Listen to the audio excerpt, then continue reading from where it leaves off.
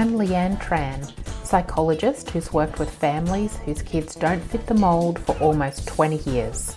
I've worked with children for decades, but I know parents are the real change makers when it comes to their kids. Having 3 kids of my own means I know it's not easy.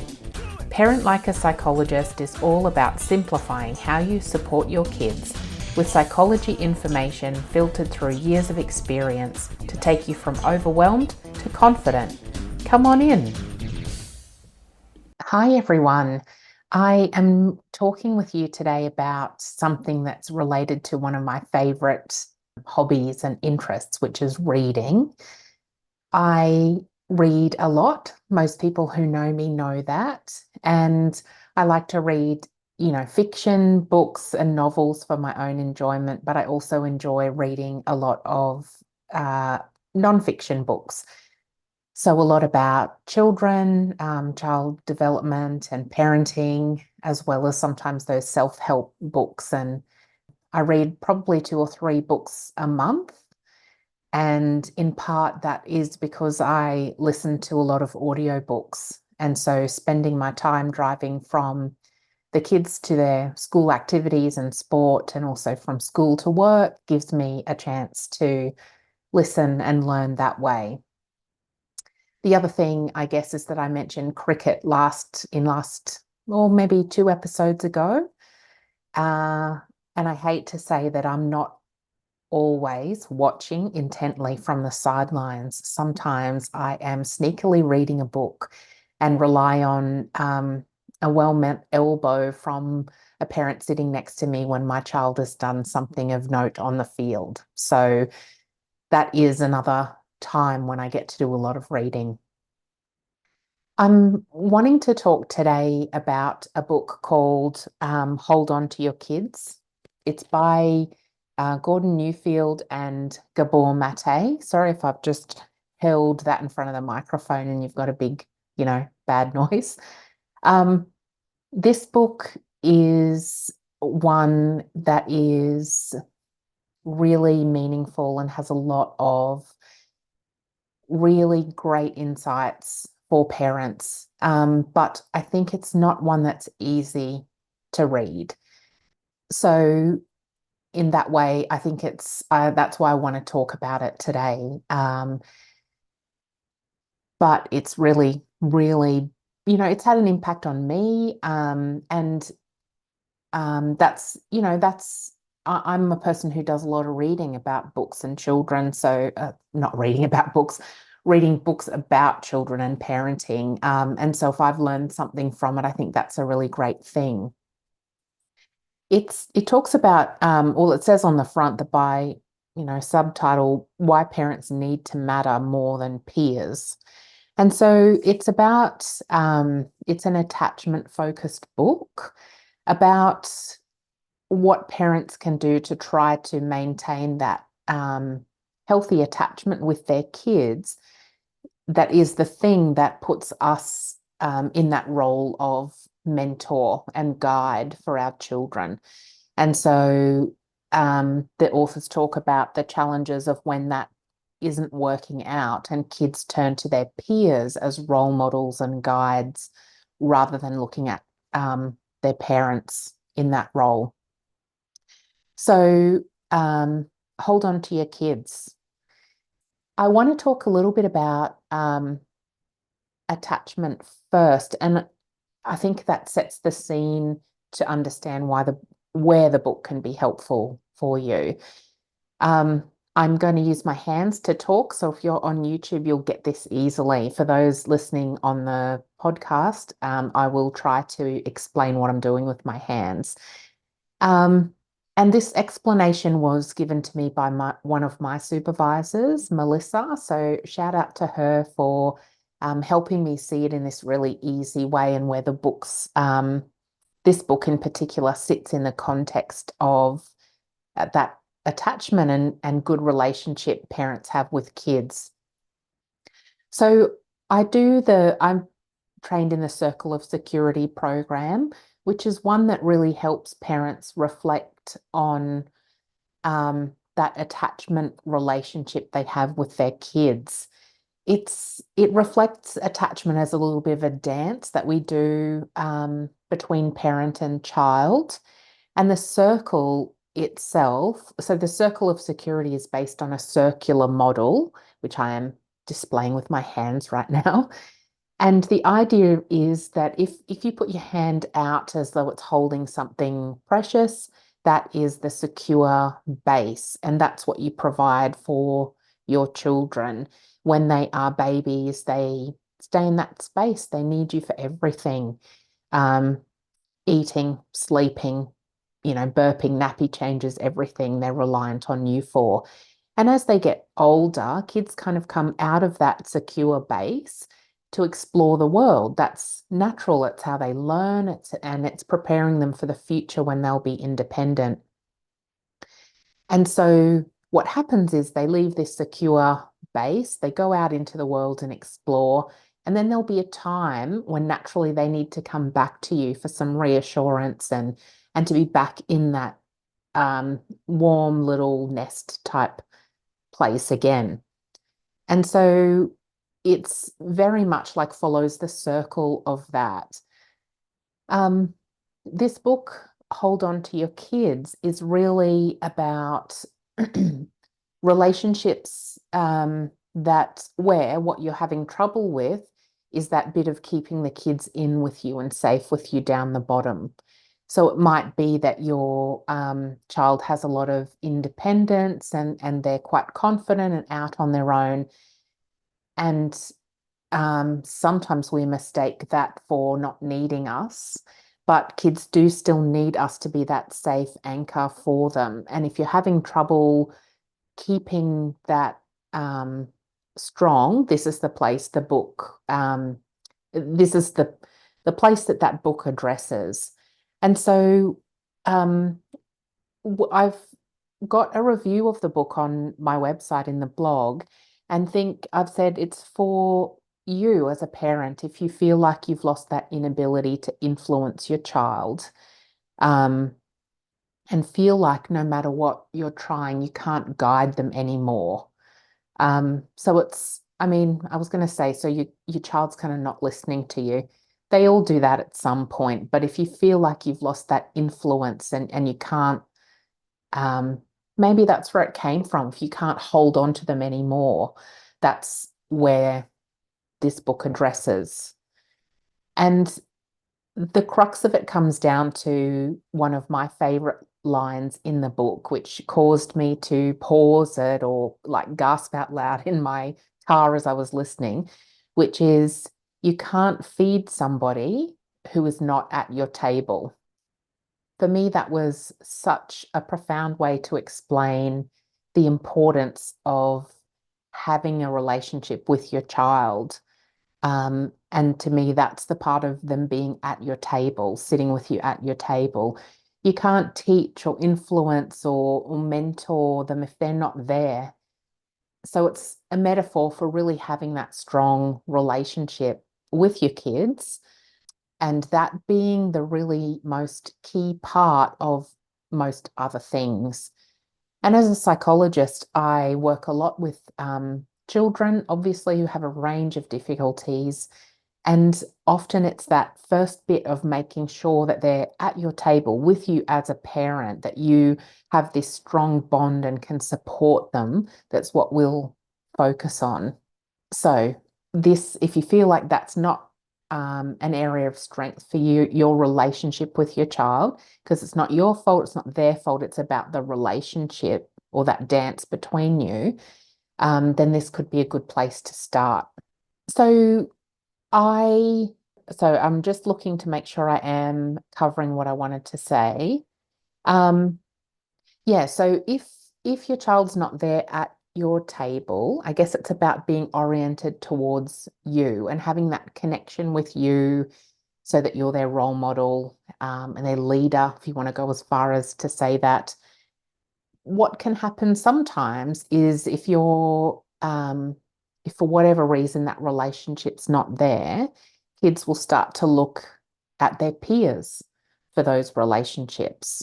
Um, and that means then peers can become mentors and role models and guides for development.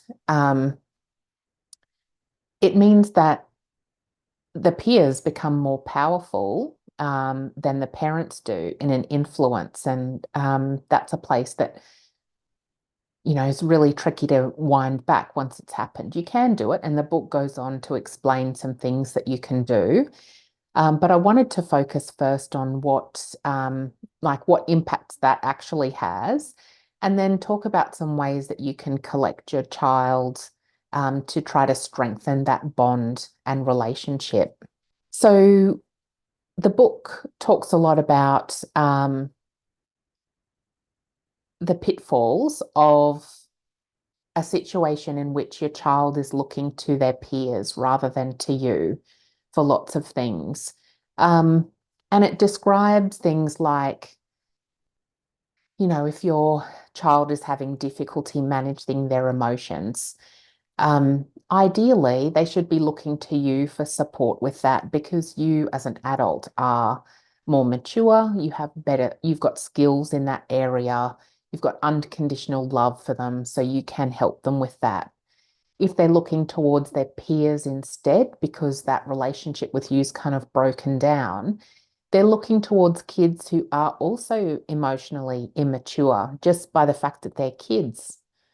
Um, and they're looking, so how kids do things and manage emotions, it's not always productive. And so they're not always the role models you want your kids to have. And it doesn't mean that they're bad kids in the way that we think, oh, they're a negative role model. It's the fact that if your child's 10 and they're struggling with emotions and they're looking to other kids who are 10, they're just not going to be any better off at being able to help your child. They are still learning those skills themselves. And so maturity comes into it as well. If your child's looking at role models or to be able to know how they should mature and grow up. If they're looking to their peers, they're looking at immature people as role models for maturity as well. So you can see how just looking at peers is not so much about the peers being negative influences themselves, but the fact that they don't have those skills yet. Peers too don't have that unconditional love for our kids that we do. And so it means some days, they can be doing things to try to please their peers who then decide to, not give that friendship that day because they're only kids themselves and that's what kids do. And so that if your child's having trouble with emotions and they're looking to peers who are kind of, giving and they're not giving and chopping and changing, that's a place of real confusion for your kids. The third point or example I think that is made in the book is good, that feelings of frustration can come from not having this strong relationship with a parent. Kids can be really frustrated with that unmet need for connection and unconditional love. So if that's not there for whatever reason, it can be really frustrating. And when kids are frustrated, they tend to be aggressive. That might mean that they are snapping at you, they're yelling at you, they're slamming stuff, and it's that frustration underneath that's causing all of that aggression. But it has this impact too, where it's hard to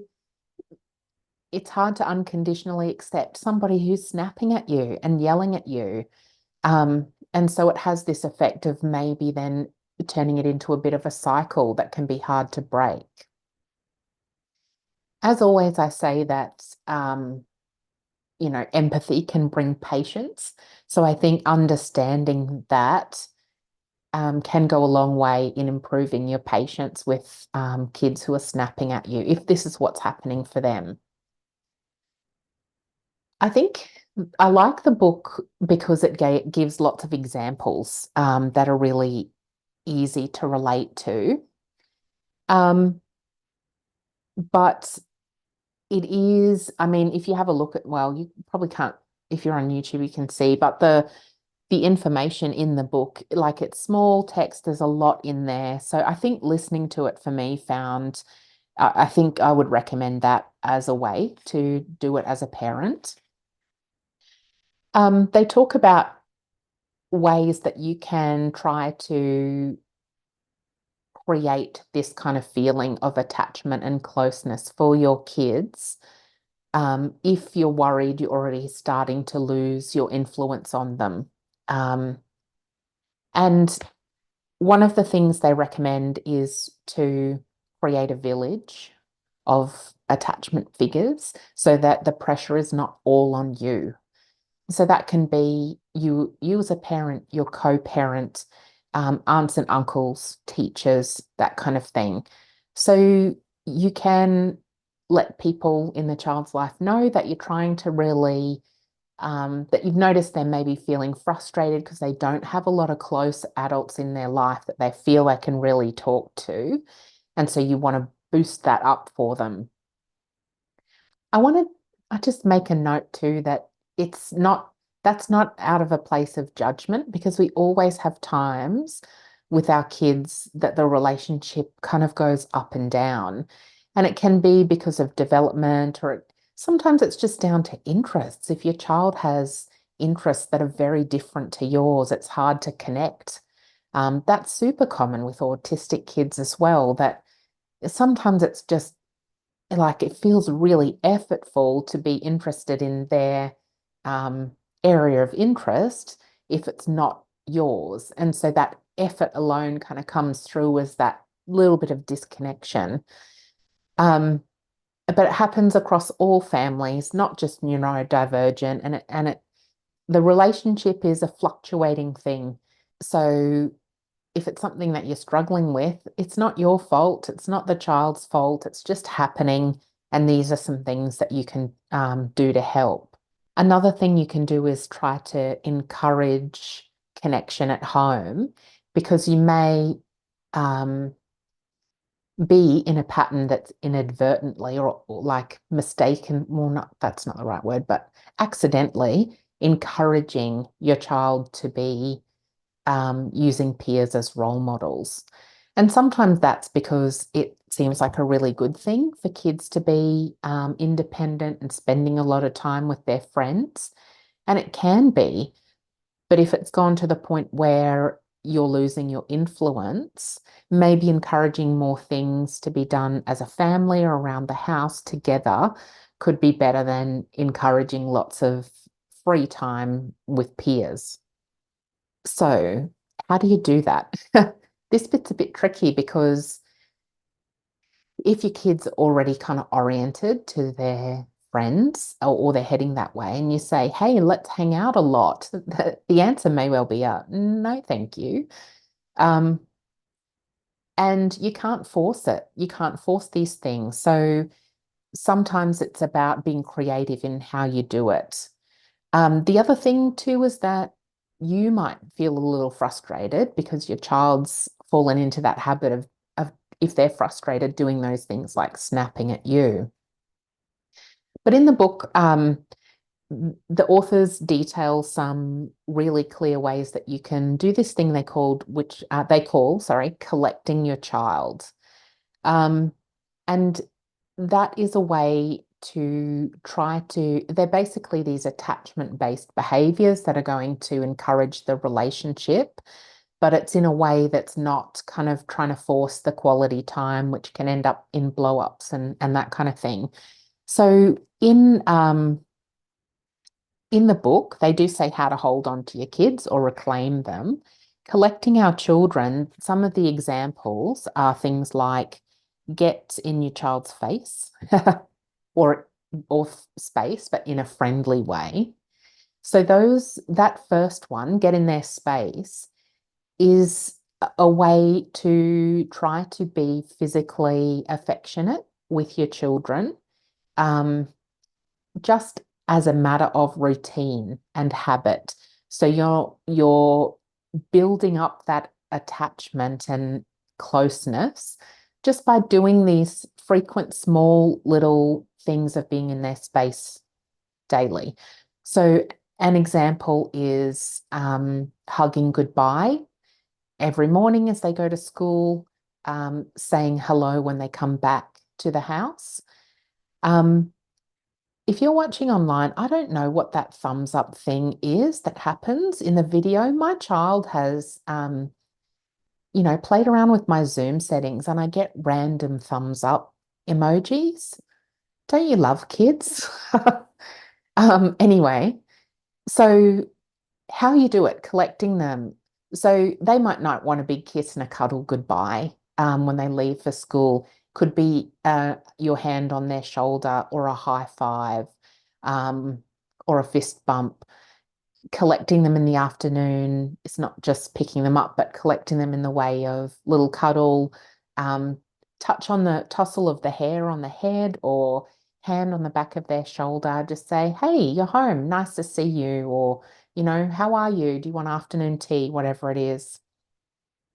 So those little bits of getting in their space builds up that positive connection really well.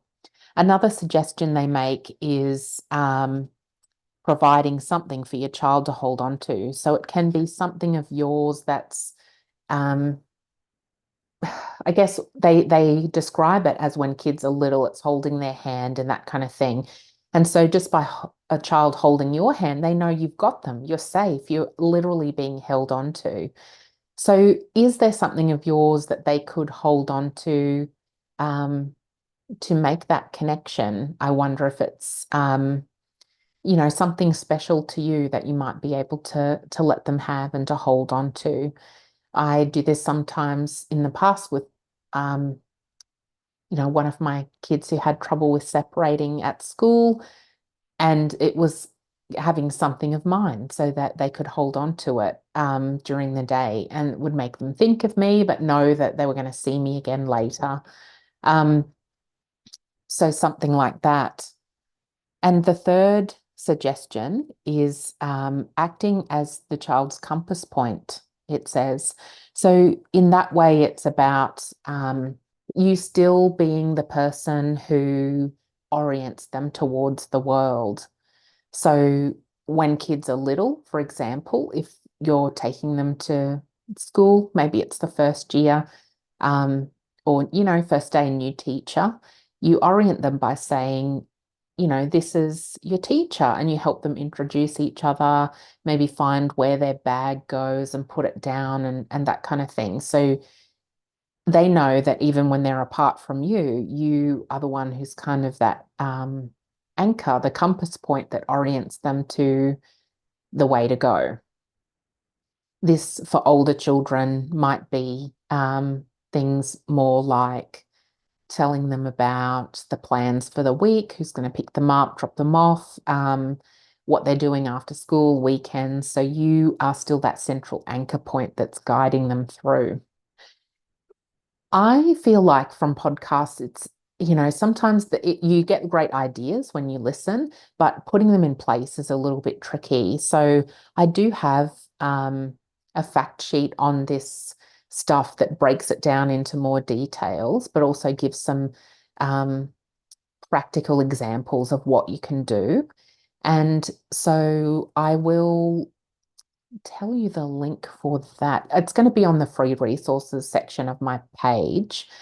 So if you have a look on there, you'll find this and the guide of how to do it. You're welcome to download that because I think it's, if it's a new concept too, you just won't remember enough to be able to put it into practice. So I think that's a great way to be able to do it.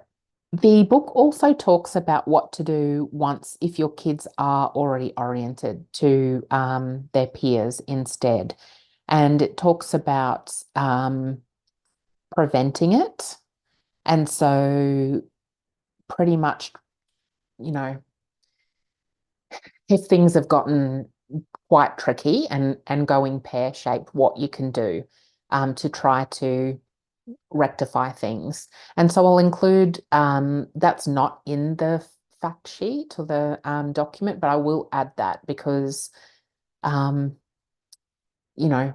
way you've got an idea about what to do should it happen. And sometimes it's good to read it before it happens so that you're prepared. But if you've got any questions about it, feel free to get in touch because, as I mentioned, this one is probably, it's a little bit tricky to read. So I'm really happy to talk it through with anybody. I should mention too, it's also got a postscript for the digital age. So how to hold on to kids in the era of internet, mobile phones, and video games, which is a great update because that means, kids can be at home but still oriented to their peers through all that stuff.